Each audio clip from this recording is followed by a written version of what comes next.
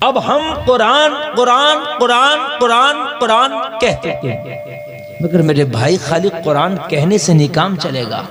खाली हम रमजान रमजान कह दें, कहने से नहीं काम चलेगा। रोजा रखने से काम बेशक। खाली कुरान कहने से नहीं काम चलेगा, कुरान पे अमल करने से काम चलेगा। आपने कुरान का हदिया कराया, मस्जिद में रखा दिया, मेरे भाई तो उससे क्या सोचते हो, आपका हक अदा हो गया? नहीं, कुरान को पढ़ो भी और उस पर अमल भी करो, इंशाअल्लाह कभी मार नहीं खा सकते। बेशक बेशक। जब तक कुरान से दूर रहोगे, मारे जाते रहोगे, पिटते रहोगे, जलील होते रहोगे, रुसवा होते रहोगे। कुरान ही एक ऐसी चीज है जो दुनिया में भी रास्ता दिखाता है और मरने के बाद भी तुम्हें रास्ता दिखाता है। बेशक बेशक। कुरान ही ऐसी चीज है, मगर आज मेरी कौम कुरान से बहुत दूर है। अब अपने दिल से खुद पूछ रही है, जो जुमले में बोल रहा हूं, क्या वाकई हम कुरान पे अमल करते हैं? तो हमारा दिल कहेगा तू कुरान के पास से भी होकर नहीं निकला, कुरान पे तो अमल ही नहीं करता।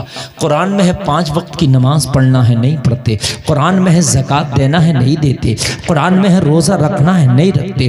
कुरान में है वालिदैन की इताअत करना, नहीं करते। कुरान में पर्दे का हुक्म साफ तौर पर आया है, मगर हमारी बेटियां बहनें माएँ पर्दा नहीं करती। कुरान में मेरे भाई सूद नहीं खाना, मगर फिर भी मेरी कौम सूद खा रही है। कुरान में शराब की ममानियत है, नहीं पीना, हाथ नहीं लगाना, मगर फिर भी मेरी कौम शराब की भट्टियों पर लाइन लगाती नजर आ रही है। लोगों, हमने कुरान ही को तो ठुकरा दिया, हमने कुरान ही के रास्ते को तो छोड़ दिया, हमने कुरान ही को तो सीने से लगा के अमल नहीं किया। बस एक यही वजह है जिसकी वजह से हम तबाह होकर रह गए, जिसकी वजह से हम बर्बाद होकर रह गए मेरे भाइयों। वरना तुम्हारी तादाद तो आज इतनी है, तारीख उठाओ, पूरी दुनिया में मुसलमानों की तादाद कभी इतनी ना थी जितनी तादाद आज है। तकरीबन 125 करोड़ पूरी दुनिया में मुसलमान पाया जाता है। इससे ज्यादा तो होगा, इससे कम नहीं है। बदर में तो कुल 313 थे, मगर तुमने एक नई तारीख लिखी थी। लोगों जरा तुम मुझे बताओ तो, करबला में तुम काफी 72 थे, मगर तुमने एक नई तारीख लिखी थी। जरा तारीख तो उठाओ,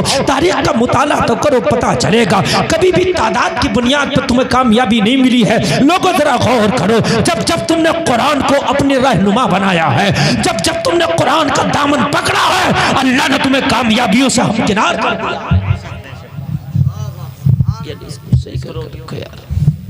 अल्लाह ने तुम्हें कामयाबियों से हमकिनार कर दिया है। मेरे नौजवानों, आज मेरी तकरीर से बस ये जुमले लेके जाना कि आज के बाद मैं तुम्हें एक ही बात बता के जा रहा हूं। मैं 50 बातें बता के नहीं जा रहा, ना मेरे पास 50 बातें बताने का टाइम है और ना तुम्हारे पास सुनने का टाइम है। दोनों के पास टाइम नहीं है और ज्यादा बातें तुम याद भी नहीं कर सकते। एक ही ऐसी बात बता दूं जो आपको 100 सुनार की और एक लोहार की पड़े।